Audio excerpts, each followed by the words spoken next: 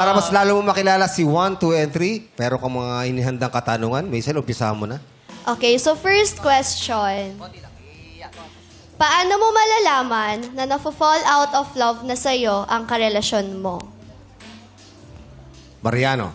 Para po sa akin, malalaman ko po na napapa-fall out of love na po yung karelasyon ko sa pamamagitan ng di na niya po ako binibigyan ng time. May mga bagay na siya na mas pinagkakaabalahan na di niya binibigyan ng pansin yung mga ginagawa at paghihirap ko sa kanya. At yung mga, di niya na rin binibigyan ng pansin yung mga sinasabi ko sa kanya.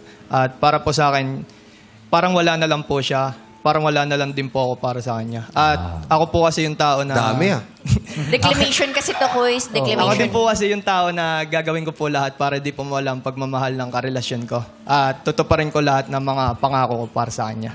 Tatanong ko lang, Marian, may best friend ka ba? Since birth, ha? May best friend. May best friend po. Pero Mahal mo. lalaki po. Kaya nga, mahal mo nga. Siyempre, pag best friend, mahal Hindi po mo yan. mga kababata ko po. Hoy, kababata din eh! Kababata din! Siyempre, mahal niya yun. Since birth? Uy, lahat naman tayo may best Yeah. friend. Meron talaga. Oo. Best friend ko po kasi mga pinsan ko Bestie, din po. Darin. Bestie. Okay. May concert siya, June 1, Day 10. Araleta, happy Araleta anniversary. Coliseum. Thank you, Mariano. Thank you po. Si Jello naman. Well, for me po kasi, kapag mahal mo yung tao, bawat kilos niya is alam mo, bawat yung ugali niya, yung pananalita niya, and yung feelings niya, syempre. And for me, kaya nararamdaman ko na na-fall out of love na po yung tao is kapag hindi ko na nararamdaman yung mga nakasanayan namin. Kapag feeling ko nagbago na siya or nawawala na ng time para sa akin, and yung mga times na parang iba na to Ganon. Yun po. Halos parehas din ang sinabi ni Mariano. May best friend ka, Jello? Ay, meron po. Meron din. Kababata mo din?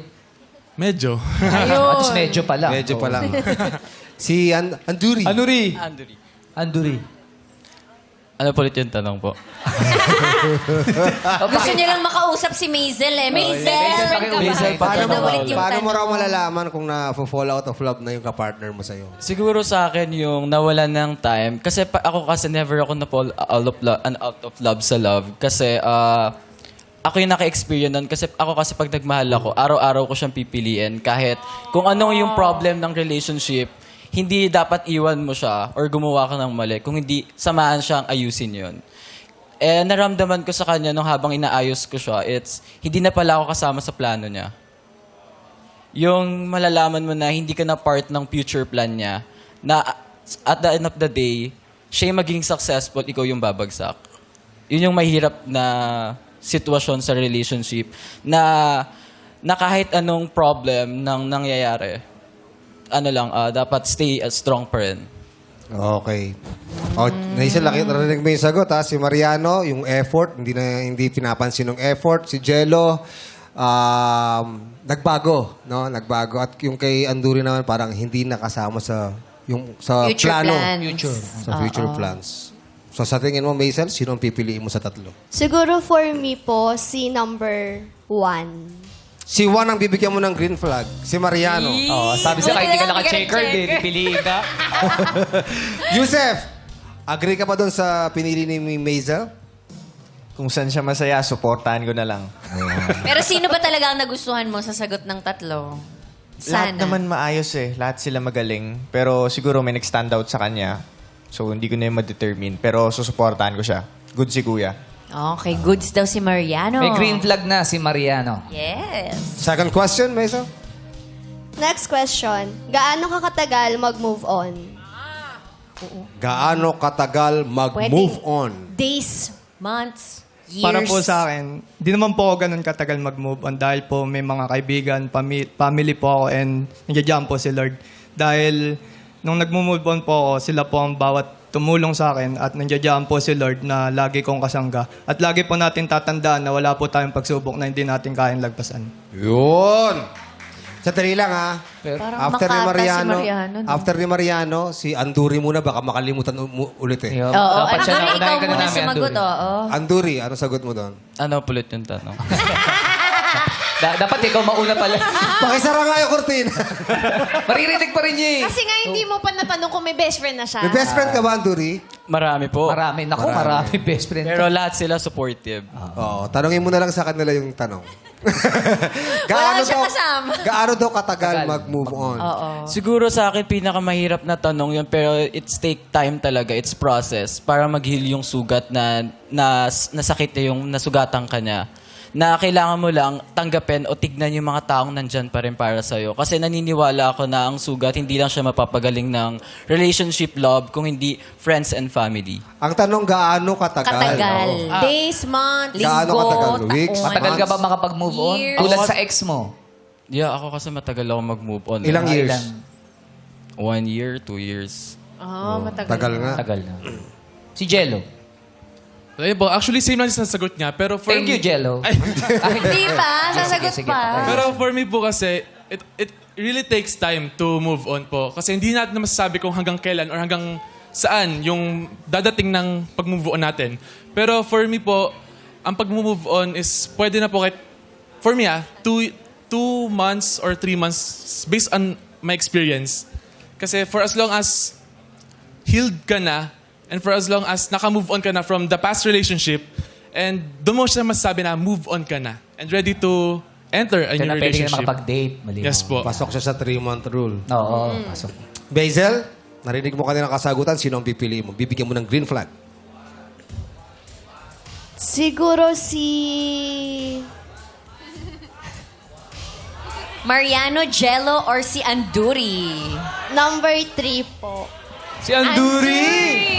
Anduri! 1 to 2 years nag-move on. Ay, gumaganda si Yes, si Yusef. Yusef, oh. Sabi niya, yes. Pinjili niya si Sang-ayon ka ba doon, Anduri. Yusef? Yes naman! Tapos Yes, ending, no. naging mag-best friend si Yusef tsaka si Anduri.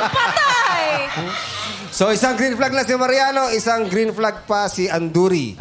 Ngayon, meron ko pang huling katanungan, Basil. Itanong mo na yan. Last question. Kung may isang gamit o regalo kang gustong bawiin sa ex mo, ano yun at bakit?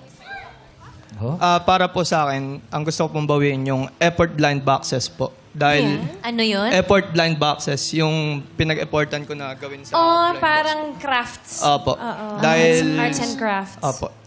Simple man po ito, pero nandito po kasi lahat ng effort at pagmamahal ko na hindi niya pinahalagaan. Dahil napatunayan ko po ito na tinanong ko po kung ano po ang mga laman nito, pero hindi tumugma yung mga sinabi niya. Kaya Hindi niya yung, binuksan. no po, kaya po, yun po talaga gusto kong Shoutout bawiin. mo kaya? Shoutout mo. Hindi, joke. Kaya yun po talaga gusto kong bawiin dahil may mga iba pa po ang material na bagay, pero gusto ko po talagang bawiin yung blind boxes dahil nandito po yung effort at pagmamahal ko. Oh, it's the sweetest. Jello? Well, for me po, yung mga letters po na binigay ko sa kanya. Bakit? Kasi po, through writing, doon ko po binubuhos lahat ng puso ko para masabi kung gaano ko siya kamahal. And I think that para bawiin ko sa kanya yun, is something that naka-move on. Sana mag-move on na. And I'm ready to move on to another new relationship po. Sulat, no? Eh, paano pag sinabi sinunog niya na? Mas masakit. Mas masakit. Opo. Anduri? Ako po. Hindi, si Jello. Ikaw, Anduri. Anduri, gusto mong bumalik next week? Anduri mo kausap, ha? Siguro gusto kong bawiin sa kanya yung relos. Relo? Relo. Relo. Kasi Mahal yun yung savings ng mampi. Hindi, joke lang. Kaya pala. Hindi, kasi kaya po relos din. Kasi yun yung nagsilbing promise namin sa isa't isa na kahit anong mangyari sa career namin, meron kaming time sa isa't isa na kahit anong mangyari, hindi magbabago yun. Parehas kayo, couple. Matching. Couple watch. Iniyak ka din. Yan ba yun yung suot mo? Yan. Ay, hindi po to. Paano pag binalik niya sa'yo? Naka-move on na po ako. Paano pag binalik niya sa'yo? Resibo na lang. Binenta? Binenta. Pero bago ko tanongin kung sinong pipiliin mo, Maisel, meron ka bang binalik na Oo, may Meron binalik kang ka gustong... ba? binalik na regalo? Nagbalikan po kami ng mga gamit. Lahat po ng mga damit, hoodie, yung iPad po niya, nagbalikan po kami. Yung kama kanino? Bakit? Ano yung decision niyo parehas o isa lang Oo, nag-decision? na Parang mutual decision naman. Parang... Bakit may kailangan? ganun. Para sa'yo, bakit, Oo, bakit kailangan ibalik? magsulian? For me, actually, hindi talaga required sa akin na magbalikan. Siya po talaga yung unang nag-initiate na, yung mga gamit ko, ibalik mo, ganito, ganyan. Bakit, Yusef? Pwede mo ipagtanggol yung sarili mo, Okay ah. lang naman yun. So, halos kasi lahat ng suot niya noon, bigay ko na eh. Gusto ko lang nabawiin yun kasi yung hoodie na pinaka may sentimental value sa akin na binigay ko sa kanya, binigay niya dun sa first meet niya na guy. So, ako bilang ako na lalaki, nasaktan yung pagkalalaki ko na Parang pinaghirapan natapakan. ko to, binigay ko sa kanya okay, pinagkatiwalaan kita. Pero, ganun na yung ginawa sa'yo, ba't kailangan mo pang ibigay yung hoodie na binigay ko sa'yo? Doon ang galing. May inis pinanggalingan. kasi siya. Pinanggalingan Oo. naman pala eh. Hindi naman ines. Kumbaga, Natapakan lang yung ego mo. matauhan man lang siya sa ginawa niya. Ganun. Nalungkot Gusto tuloy niyo tayo bumalik sa next week? nangyari. Hindi, hanap na natin ang Pwede partner naman si natin pag-usapan ulit Maisel to. eh. O ngayon, ang tanong, Maisel. Sino ang bibigyan mo ng green flag sa tatlo? May isa na si Mariano at may isa na si Anduri.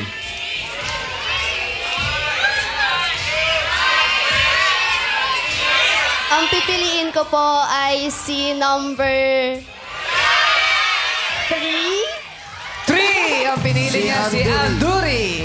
Si Anduri na ang iyong napili, kaya naman kilalanin muna natin ang mga searchies na hindi mo napili. Searchy number 1, magpakilala ka na. Hello, I'm Mariano. Sana maging masaya kayo sa bawat tatahakin niyo sa buhay. And good luck. Thank you. Thank you. Thank you, Mariano. At ngayon naman, ito naman ang isa pang searchy na hindi mo napili. Magpakilala ka na, Jello!